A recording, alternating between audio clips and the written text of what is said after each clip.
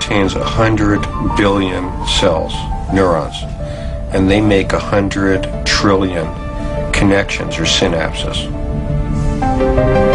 And each of the neurons release chemical substances called neurotransmitters. And these neurotransmitters are the legal tender of the brain. That's how these cells communicate with each other. As the neurotransmitters flow through the brain like a river, sending a steady stream of information between the brain's emotional and thinking regions. Just a few milligrams of an antidepressant like Prozac, Zoloft, or Paxil can quickly and radically affect one of them, the mood-influencing chemical serotonin.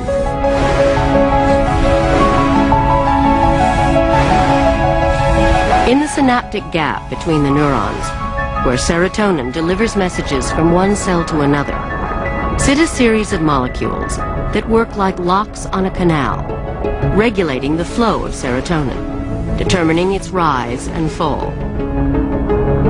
In the depressed brain, serotonin is often at low ebb.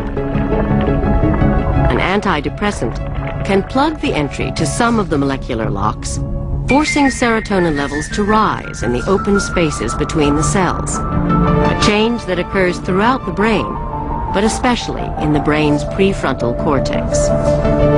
And the fact that it occurs in the prefrontal cortex, I think, is very intriguing, since this is the very area that people would have guessed would be a critical area in being able to regulate your mood, for the brain to be able to get itself back on track.